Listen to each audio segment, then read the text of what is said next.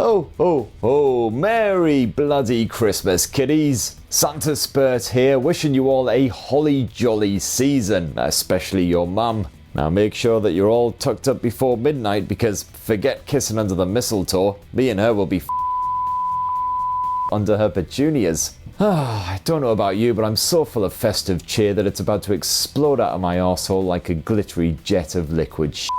That'll be yet another demonetized video then. Cheers, Google. Merry f***ing Christmas. No poshed mulled wine beverages for my good self then. Oh well, just have to make do with the home brew. Here's a fresh batch I scraped off the cistern just this morning. Yeah, that's really f***ing foul. Not gonna lie, it'll probably taste better when I piss it back out.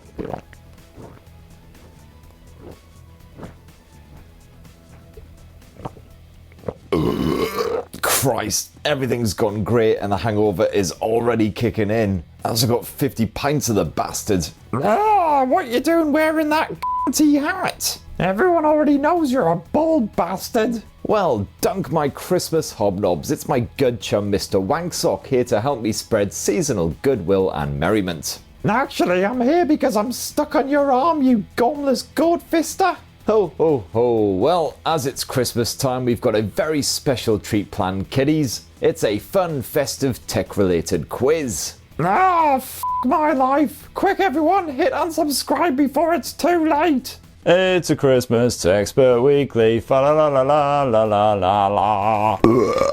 Since the homebrew was a bit of a dud, I've decided to switch it up to Christmas cocktails. This is my latest concoction right here. It's 1 pot orange juice to 12 parts vodka. I call it Santa's Chimney Trip because it comes back up as fast as it went down. Well, based my festive spuds, that really hit the spot. Come on then, Dick Splat, let's get this bloody quiz over with. Oh yeah, the quiz. Right, pay attention kiddies, this is how this works. I'll show you a brief clip from one of my many splendid videos, what I did this year, almost 250 of the bastards no less, and then at the end you'll have a multiple choice question to answer.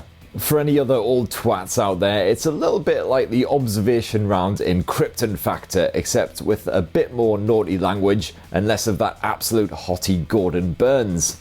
Ah, so this year's Christmas special is just another shitty clip show, same as last year then. Hey, if the kids don't like it, they can go watch the Vicar of Dibley Christmas special for like the 15th f***ing time. Anyway, this year got off to a cracking start when I headed to South Korea to check out Samsung's HQ, and of course get proper pissed up.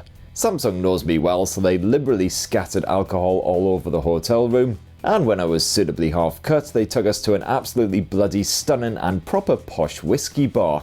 It was like Aladdin's Cave of Wonders, but for pissheads. And while I was out there, I also tried out some of the local booze, which I helped to produce with my own fair hands. This is a special cup of Spurt juice that I just manufactured my very self this afternoon. It's got quite the nose to it. Bottoms up. Delicious. But what actually was that stuff? Was it A, goat's milk mixed with super strong whiskey, B, fermented rice drippings, or C, the well-aged gonad juice of a drunken donkey? Ah, the suspense is absolutely killing me. Or maybe I'm just dying of f***ing boredom. Alright, well, here's your answer. This is called macchioli, and it's basically made by squeezing a very moist rice sack until all of the juice leaks out. Something your mum is very accustomed to. That's right, it was B, the rice spooge. Next question. Now, I do love Huawei's smartphones, but finding a decent game to demonstrate their raw crotch thrust and power is slightly tricky on that app gallery. For the Mate X3, I tried some weird app where you have to kung fu kick giant heads sticking out of toilets, as well as a piss-poor GTA clone where it is basically impossible to actually nick a car. And then there was Evil Granny the Asylum, the most horrific of the bunch and for all the wrong reasons. But how long did I actually survive in this game of Evil Granny before the pernicious pensioner finally did me in? Is it A, 20 seconds, B, 2 minutes, or C, the old twat never got me? You do realise you could be doing something meaningful with your life right now, don't you? Or even just staring at a wall and smacking yourself in the face with a hammer. That would be a better use of your time than this sack of arse drippings. So how did I fare against the evil granny? Well, let's have a look-see. Alright. Locked. Find the key. What do you mean find the key? I'm in a tiny little bloody closet. Can't I just throw a grenade at the bastard? Hello? Like lift up this skanky mattress or something? Oh god! She just clipped through the door. Go away! Leave me alone. You're an evil granny. Bollocks. Yeah, I survived approximately 20 seconds, and frankly, even that was 20 seconds too long. And finally, now as a massive middle-aged geek, one of my favourite gadgets of the year was undoubtedly this here Optimus Prime robot from Robosen. He obeys 39 commands, which is approximately 39 more than any of my family, and he's voiced by the original Optimus Prime, Peter Motherfucker Cullen. Sorry, I really need to go change my wife runs very urgently. And he doesn't just battle Decepticons either, he's also the scourge of pot plants. Oh, Jesus. But here's a question for you. Two of the stars of the classic 1986 Transformers movie popped their clogs shortly after shooting their lines. One was Orson Welles, but who was the other? A. Stan Jones, B. Leonard Nimoy, or C. Scatman Crothers? Hey, that question has absolutely bugger all to do with the video, you abhorrent sack of booze with a head like a shaven testicle. And the answer is C. Scatman Crothers, who also unfortunately found himself pushing up daisies after shooting this absolute banger of a flick. So that's the Christmas quiz over for another year, kiddies. Hope you enjoyed. Thank the baby Jesus. I was just about to go fetch the cyanide. And if you actually got all three correct, then congratulations. Have a f***ing cookie, why don't you? Now, you may already know this, but in 2023 this channel hit a bit of a massive milestone. Somewhat unbelievably, there are now 1 million Spurtans and counting. Yeah, I'm not sure you've actually mentioned that enough already. And just in time for Christmas, you can now purchase the 1 million subscriber celebration DVD to enjoy this special moment over and over with your loved ones. What is this, 2004? Nobody buys DVDs anymore, you saggy old bollock. And it's absolutely packed to the tits with special bonus DVD features, including a director's commentary with myself and Mr. Wangsock. Here's a brief snippet. Here it is. Bosh! 1 million, bitches! And look, through my majestical video editing, I'm now wearing a suit. No, dearie me, just like squeezing a pig into a petticoat. Right, you keep on saying interesting stuff, I'm just off for a piss. Wait, what? This video is only 4 minutes long, can't you just hold it? Bloody typical behaviour from that absolute pisshead. Hang on, if he's gone, how am I still talking? Well, peel my Christmas parsnip, wasn't that amazing amount of festive fun, boys and girls? This is the worst Christmas special since Adolf Hitler's holiday home invasion. Alright, well, Santa Spurt urgently needs the lavvy before he literally turns into Santa Spurt. But to entertain you during this brief interval, here's an AI-generated picture of James Corden slowly dissolving in a lake of lava. Enjoy!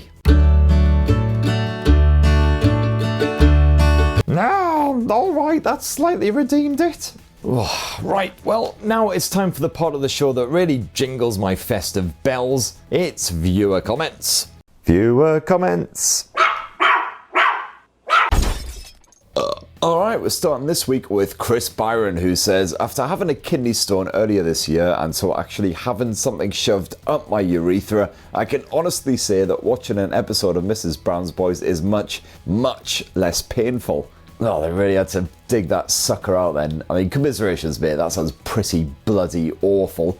The closest I've come to that sort of willy torture is when I foolishly went to the lavvy without washing my hands after handling some flaming hot chicken wings. Believe that might have been at Hooters as well, but don't quote me on that. But yeah, it sounds like you are the winner when it comes to knob torture. Grebo and Gaspod says, if it's cheaper alcohol you want, you should visit my town. It's regularly featured in magazines and newspapers as one of the best places to live or visit in the UK. And at my local bar, it's £3.60 a pint. Or a house double, and no, it's not some of that cheap crap served in Wetherspoons. I mean, that sounds effing marvellous, mate, but the problem is, what town are we actually talking about here? You've kind of left me hanging on that one.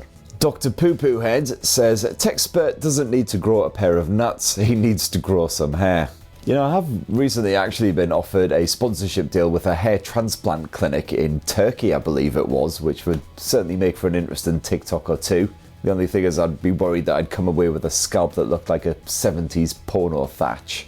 Now, there was much discourse on the best phones section of last week's episode, as you might well imagine. So, for instance, Danish Ramstein says, watching this on my OnePlus Open, the device is just amazing. Too many compromises on previous foldables, but this one just gets so much right. Performance is great, screens are awesome, camera is super versatile, takes stunning images, the battery is solid. I mean, yeah, it's an all-round smasher, and I gotta say, I absolutely love the tits off it. Verkellen says, with a lot of new Snapdragon 8 Gen 3 China phones coming out this December, I guess the awards were a wee bit premature. It's alright, mate, just think about Suella Braverman and that problem goes away. But yeah, it has been a mental December for phone launches. Obviously, I had the iQOO 12, had the fresh new Red Magic 9 Pro, got the Vivos, which haven't actually arrived here in Techspert Towers yet, but hopefully soon. Nothing massive so far outside of those Xiaomi flagships, but they're China only right now. Hopefully, should get a global launch in early 2024. Yeah, usually by now I've got my bloody feet up, munching my way through a million pigs in blankets, so yeah,